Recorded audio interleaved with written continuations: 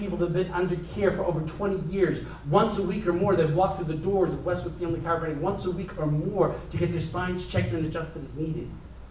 We don't manipulate them. We don't force them. Nobody's going to do something for 20 years because you've conned them. They're doing it because they know in their viscera, in their soul, that it's better off to have a spine well adjusted than to not. You can do that. You have the ability to do that. Don't minimize it. You've been given a sacred trust. Guard it well. BJ's words. Thank you for being here.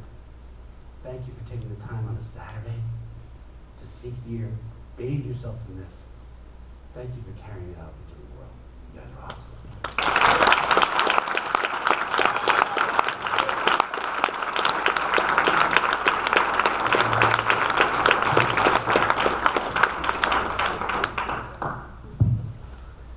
I just got words from Owen Wilson. He wanted to say something to me.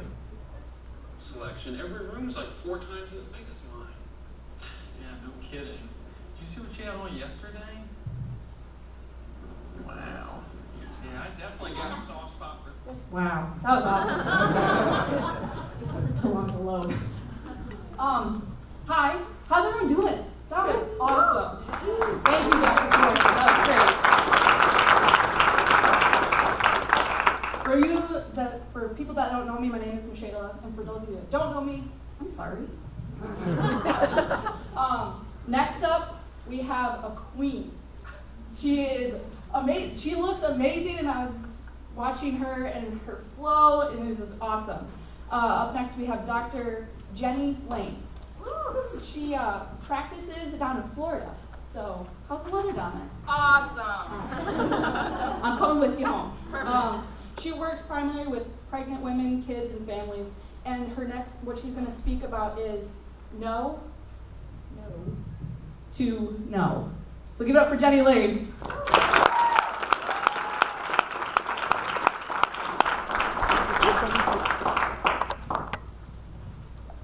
Hi, everyone. Do I really need this? Is this going to record? Okay. Can you guys hear me in the back okay if I don't use a mic? Oh, okay. The phone call came in on a Wednesday morning. I'm adjusting a little newborn baby, and I am 12 weeks in practice. Receptionist says to me, Doc, a woman is flying from Hungary today and is coming in tomorrow morning with her 4-month-old baby who has twin-to-twin transfusion syndrome. And you are her last hope. Okay, little backstory you don't know about me. Me and boards go together like peanut butter and mushrooms.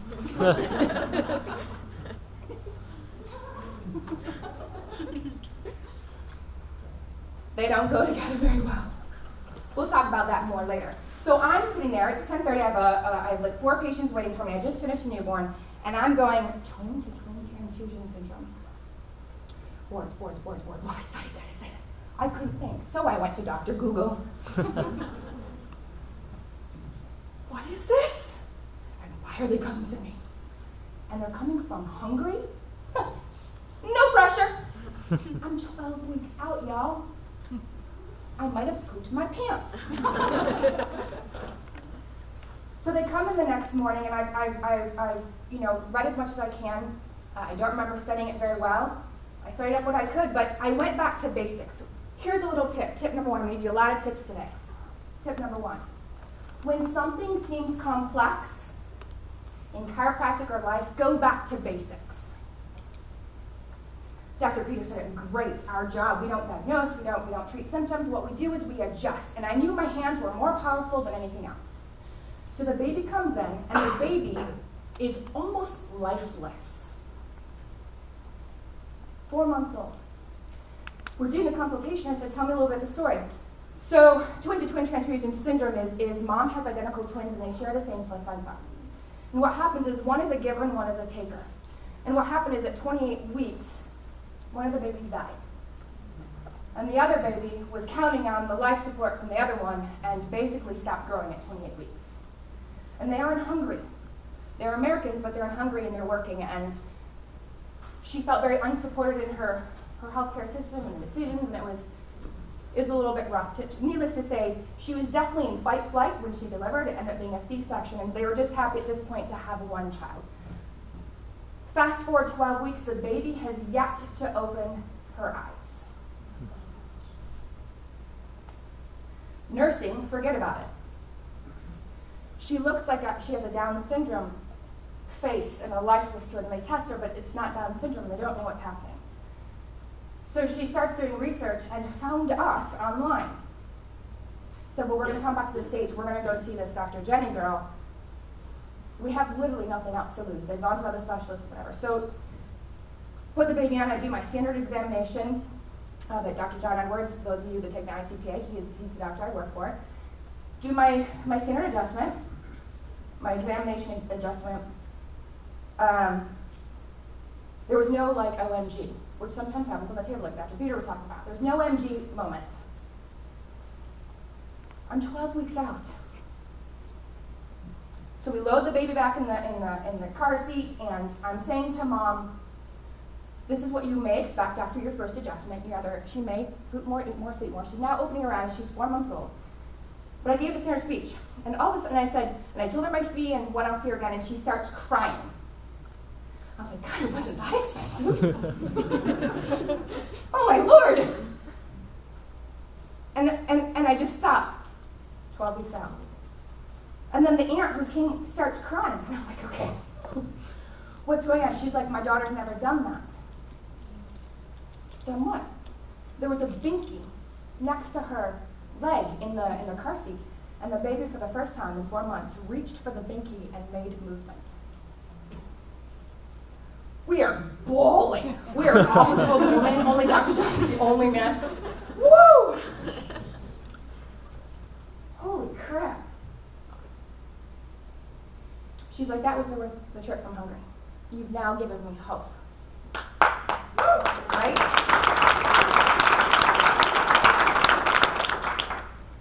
So needless to say, I was done for the day, but I still had 60 more patients to see. But so fast forward. So we sit down the next visit, we do a report of findings. That's standard day 2. Sit down, go over report of findings, go over the examination, what I found, and what I think the care plan is going to be, and how much it's going to cost. And she was telling me more of the story. She said, they told me my daughter would never walk, would never talk, and will be behind on every milestone in life. And she already has 2 boys, and she's lost the one in utero, so she is still fighting with her emotions of the guilt of the loss. Was it because she's in a foreign country? Was it because of stress? What was happening? So I have a mom who is postpartum. She's just coming out of the 4th trimester, which is a real thing. Please acknowledge that with your moms if you're doing pregnancy. 4th trimester is a real thing. It's just important to me to see somebody in 4th trimester is pre-pregnancy, or up to delivery. I'll get to that more later. So she's feeling guilt. She's postpartum. She's just traveled across the world, and she now has that ounce of hope. But I carried with me that pressure, like, oh, gee, now I'm, and I just kept referring that, my job is just to remove the interference for her body to do what it's supposed to do. Because I knew that was it. I knew it. I knew there was something. I know there's more to her. I know it. I feel it. So fast forward 12 weeks. Within 12 weeks, she's now almost 7 months old. She's sitting up. She's crawling. She's eating. She's reattached to the breast. And she is smiling and fully engaged. Wow, thank you. Now, do that one more time for Dr. Peter so he knows that we heard him. One more time. 1, 2, 3. Wow!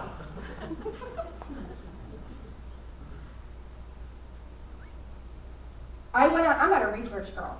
I'm a farmer. I was raised in upstate New York. I've been driving a tractor since I was 7. Flower farm. I don't do things because a paper tells me. I do things because they work. I'm not downing research, but you have to understand that was my mentality. I get to Dr. John's. He's all about research. We are actually the biggest research, like ICPA backs us up to do the research. And I'm like, I'm not your girl. Literally. But that was such a profound thing that I felt it was my responsibility to let the world know that chiropractic can make a change in the body, and not that I cured the transfusions, because I didn't. But what we did is we gave hope to families. And you know what? There's more people out like that. So you know what I did? I submitted to ACRAC, ACC RAC. Guess what? Not only did it get approved, the person, the head chair that approves what goes to ACC RAC, his granddaughter just went through that, or his daughter, his kids, just 3 months ago, had that, and he was like, I couldn't find research on it. And he tested me and he asked questions, whatever, and it went, not only to ACRAC, it actually went to the platform. And people started hearing about it. And I'm now taking that paper and it's going to go, we'll get to it in a minute, but I'm really big into SOT. And I did some SOT with her. And now I'm going to work with Dr. Bloom and we're going to publish it in some SOT research papers to get it even furthermore out. Why? Because people need to know what we do. And I have a responsibility to make sure that happens. Okay. So I've been out 3 years. Chiropractic is my second career. I wanted to be a chiropractor since I was 18. I've had chiropractic since I was 14. When I was 18 and I was in a rollover car accident and I didn't want to go to the ER, I wanted to go to my chiropractor because my chiropractor was my person. But I thought it was too dumb. I'm not book smart. I was raised on a farm. I worked for it. So I got into human resources and I traveled the world. I became really good at what I was good at. But in my heart, I missed chiropractic. I wanted to do that. And so at 33, I retired from human resources. I had a really great man in my life, and I was a year in. I was actually ground zero. I'm trained in national disaster relief, and I was in human resources, and I lived 20 blocks from ground zero. I was one of the first 100 volunteers at ground zero. I saw things that you don't want to see. I experienced things that you don't want to see, but it changed my life. When I retired from human resources, I moved to upstate New York, where I'm from, and I joined the fire department. But in my community, it was only volunteers, so I went through all the ranks until I could get to the paid department. Now you have to understand where I come from, women don't firefight. And the doctor